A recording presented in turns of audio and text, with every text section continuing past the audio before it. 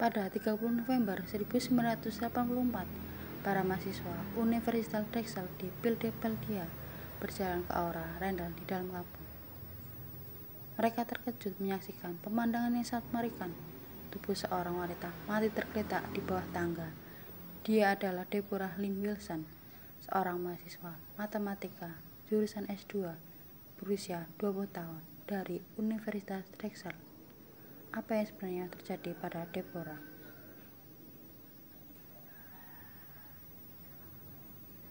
Deborah Wilson adalah siswa yang biasa-biasa saja tapi bekerja keras. Setiap kali dia kehilangan motivasi untuk belajar, dia menyemangati dirinya sendiri dengan menatap gambar sebuah Mercedes untuk mengingatkan dirinya sendiri betapa kerja keras bisa sangat bermanfaat untuk dirinya. Namun ironisnya, semangat ini menempatkannya dalam bahaya. Deborah memiliki waktu yang harus dipenuhi untuk mengirimkan tugas, dan dia memutuskan untuk bekerja semalaman di lab komputer di ruang bawah. Disinilah Deborah bertemu dengan pembunuhnya.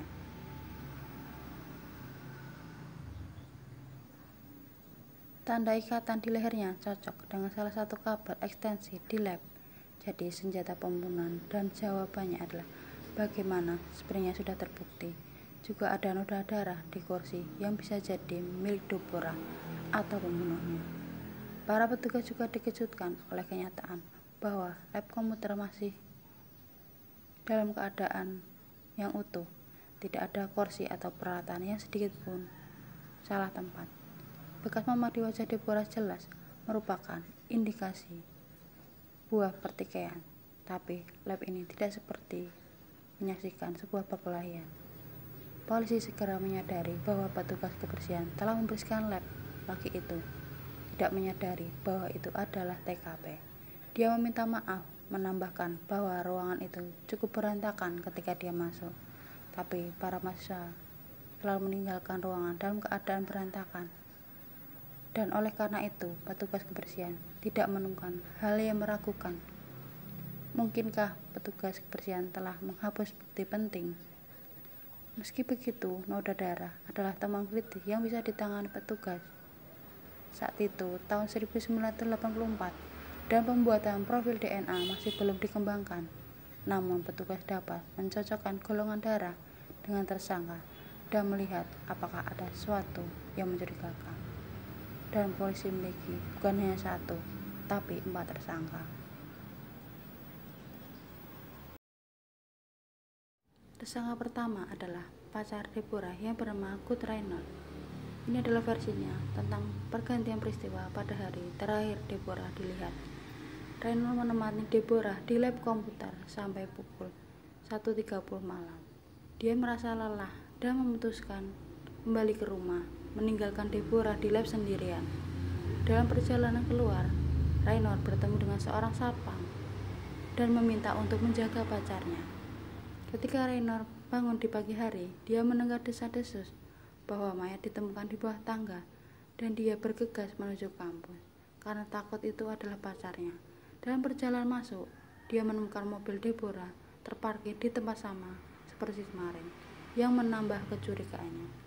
Reynolds menyerbu ke area yang ditutup, lalu dia berteriak, "Debbie!" pada saat polisi belum mengkonfirmasi bahwa itu identitasnya. Reynolds adalah orang yang pertama mengidentifikasi mayat itu adalah Deborah. Petugas investigasi tahu bahwa kasih atau pacarnya kebayang muncul sebagai pelaku dalam kasus seperti ini. Selain itu, Reynolds mengalami memar di tinju dan luka di antara jari-jarinya. Penjelasannya untuk kedua luka tersebut bahwa dia meninju tembok dan melukai dirinya sendiri saat memperbaiki mobil, dan tidak membuat petugas terkesan. Di atas segalanya, mantel yang diletakkan di atas tubuh Debbie ditafsirkan sebagai kasih sayang si pembunuh terhadap orang yang sudah mati. Reynolds bisa saja menjadi tersangka nomor 1. Tersangka kedua yang dicurigai adalah Tuan Chapman yang diminta oleh Kurt Reynolds untuk menjaga pacarnya. Chapman membenarkan semua yang dikatakan Reynolds. Pacarnya sekarang memiliki alibi yang layak, tapi jauh dari tersingkir dari daftar tersangka. Tapi apakah sapam ini pergi dan memeriksa Deborah seperti apa yang diminta Reynolds. Dia tidak melakukannya, tapi dia malah mengirim radio ke penjaga lain yang bernama Bronson Sinclair. Dia mendesak Tuan Sinclair atau Tuan David Dixon, penjaga kedua yang bertugas di sekitar aula Randall, untuk mengawasi Deborah. Tugas memeriksa latar belakang ketiga penjaga itu, dan David Dixon serta Chapman dinyatakan bersih. Dixon pernah bertugas di ketentaraan, memiliki catatan yang tidak ternoda, sementara Chapman adalah karyawan yang sudah lama dipercaya. Di sisi lain, Bronson Sinclair telah menjalani hukuman karena perampokan dan berbohong untuk mendapatkan pekerjaan di universitas. Para petugas menginterogasi Sinclair, tapi dia dengan teguh mempertahankan pernyataannya bahwa dia tidak ingin memeriksa Deborah hari itu, jadi dia malah minta Dixon melakukannya. Namun Dixon membantahnya, tapi menambahkan bahwa dia mengetahui ada seorang yang bekerja di lab ketika dia mendengar suara printer bekerja sekitar jam 2 pagi. Petugas tidak memiliki bukti material untuk disematkan pada Sinclair, tapi dia baru saja menjadi tersangka yang dicurigai.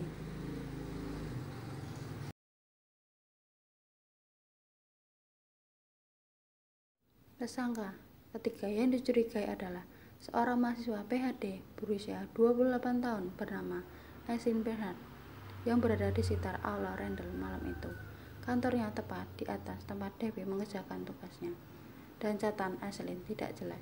Ada beberapa keluhan bahwa Aislinn menyelinap di belakang sekretaris wanita dan mengancam mereka dengan pensil.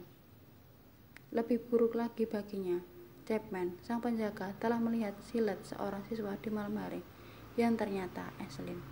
Aislinn mengusirkan diri untuk memanggil poligraf, tapi gagal. Alibinya juga tidak kuat. Para mahasiswa yang bekerja dengannya malam itu melaporkan Aislinn telah keluar selama 3 jam, dan itu adalah waktu yang cukup untuk melakukan pembunuhan. Aislinn dengan demikian menjadi tersangka yang paling dicurigai. Tersangka keempat yang dicurigai adalah Alan Smith, yang lamarannya ditolak oleh Deborah. Marah dengan penyerangan itu, Alan bisa menguntit Debbie, dan pada malam hari sebelum dia dibunuh, dia berselisih paham dengannya. Smith menangkap Deborah di pundaknya dan mengunjangnya dengan kasar. Tentu saja, Smith memiliki motif yang kuat dan alibinya juga yang paling lemah. Dia dibilang dia sendirian di rumah menonton televisi ketika Deborah terbunuh. Tapi seperti ketiga tersangka lainnya, tidak ada bukti untuk memberatkan Smith. Polisi menggantungkan harapan pada hasil sampel darah yang cocok dengan salah satu golongan darah tersangka. Hasil darah yang ditemukan, petugas investigasi memiliki 4 tersangka. Pacarnya, Kurt Reynolds, dengan alibi yang layak. Yang kedua, petugas keamanan Bronson Sinclair dengan lembar dakwaan yang sudah tercemar dan alibinya lemah. Yang ketiga, Aislinn yang memiliki sifat pemarah dengan alibi yang buruk dan tes poligraf yang gagal. Dan yang keempat, penguntin Alan Smith dengan alibi yang paling lemah. Sayangnya, golongan darah yang berceceran di kursi tidak cocok dengan golongan darah tersangka atau Deborah. Hal ini merupakan pukulan mematikan bagi penyelidikan, setidaknya untuk sementara. Seminggu setelah pembunuhan itu, ransel Deborah yang hilang ditemukan di Lost and Found kampus. Tapi hal itu juga tidak memiliki bukti yang berguna untuk penyelidikan. Para tersangka kini telah bebas begitu saja. Bukti-bukti yang tersedia tidak membawa tim investigasi kemanapun. Para petugas sekarang benar-benar mencari dalam kegelapan. Tersiar kabar bahwa penyelidikan menemui jalan buntu yang menimbulkan semacam kepanikan di antara mahasiswa. Semua orang percaya bahwa pembunuhnya ada di antara mereka. Orang tidak dapat membayangkan alasan mengapa ada orang yang menginginkan kematian Deborah. Mereka juga bertanya-tanya, apakah pembunuhnya melakukannya untuk bersenang-senang atau memilih target saja. Akhirnya, kasus misteri Deborah dilupakan bersama kasus dingin lainnya. Pada tahun 1992, pembunuh Deborah Wilson masih bebas. Siapapun dia, petugas Bob Sender ditugaskan untuk menyelidiki kasus yang cold case, dan dia menganggap pembunuhan Deborah menarik. Ada banyak bukti tersangka, tapi dia merasa ada sesuatu yang dilewatkan. Karena putus asa, Sender memutuskan untuk mengajukan kasus ini ke masyarakat Whitehall. Bob Sender melempar misteri Deborah ke Whitehall. Sender menjelaskan detail kasus tersebut pada anggota Whitehall. Beberapa pemikiran muncul daripada anggota, tapi yang terbukti kritis adalah teori Richard Walter, seorang psikolog kriminal dan anggota pendiri Whitehall. Dikenal karena profilnya, Walter mengatakan bahwa penjahat itu kemungkinan besar adalah orang yang suka mengontrol, yang ingin menegaskan mendominasinya atas kematian Deborah. Tapi dia juga akan meminta petugas untuk mengalihkan perhatian mereka ke bukti yang diabaikan semua orang, yaitu sepatu Deborah yang hilang. Walter berteori bahwa sepatu yang hilang sangat menunjukkan bahwa pembunuhnya adalah seorang fetis kaki. Petugas yang awalnya meneliti kasus tersebut tidak menemukan sepatu yang hilang sebagai anomali yang layak untuk dikejar. Bob Sender menganggap pengamatan Walter menarik dan memutuskan untuk melakukan wawancara ulang terhadap seorang yang terkait dengan kasus tersebut, berharap menemukan titik cerah dari kasus kematian Deborah. Tuan Sender mewawancari manajer lab komputer. Saat dia mengingat kembali peristiwa di hari kematian Deborah, dia berkata bahwa dia selalu dibuat bingung oleh salah satu detail tertentu. Printer di lab selalu dimatikan setelah jam 10 malam. Jadi dia tidak tahu bagaimana David Dixon, salah satu penjaga yang bertugas, bisa mendengar suara printer sekitar jam 2 pagi. Para petugas telah mengeliminasi Dixon dari daftar tersangka karena catatan ketentaranya yang sempurna dan bersih. Tapi pengungkapan manajer sekarang memaksa Sender untuk menggali lebih dalam tentang Dixon. Sender dan timnya memeriksa file Dixon secara mendetail dan mereka menemukan detail yang aneh. Saat bertugas di kendaraan, Dixon mendapat masalah karena mencuri satu cat putih perwira lain, dan Deborah pada hari dibunuh, dia menggunakan sepatu cat putih. Sender berhati-hati untuk tidak langsung mengambil kesimpulan. Dia mewawancari beberapa wanita yang merupakan tetangga Dixon.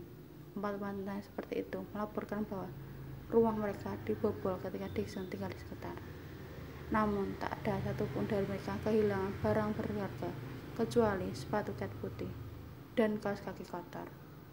Petugas mendapat surat perintah dan menggerbek rumah Dixon, dan di sana mereka menemukan 20 pasang sepatu cat putih, semuanya terbungkus rapi dengan penutup transparan.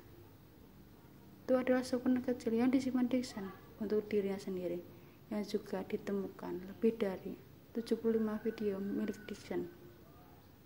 Video-video ini kebanyakan wanita hanya berjalan-jalan atau berolahraga dengan sepatu cat putih. Wanita mengisap jari kaki dan berhubungan dengan sepatu cat. Saat polisi menangkap Dixon, dia tidak mengaku mengudapi, tapi begitu dia masuk sel, dia mulai membual tentang prestasinya kepada teman satu selnya. Dia menceritakan dengan bangga bagaimana dia telah membunuh Deborah untuk sepatu cat putih Reebok miliknya. Teman satu selnya segera melaporkan hal ini kepada petugas. Nasib Dixon disektor dengan pernyataan sukarela ini. Saat kumpulan video Dixon diputar di ruang sidang, penonton dibuat malu dengan kelakuannya. Hakim meminta video tersebut dimatikan dan sebagai gantinya menjelaskan kontennya. Tuduhan terhadapnya, bukti, dan Dixon dijatuhi hukuman seumur hidup. David Dixon, fetis kaki, membunuh Deborah Wilson karena dia tidak membiarkan dia melakukan apa yang ingin dilakukan dengan kakinya. Jika video tidak melakukan penyelidikan, mungkin Dixon akan melanjutkan perjalanan yang sangat mengerikan, mengumpulkan lebih banyak sepatu cat dan mengakhiri lebih banyak nyawa wanita.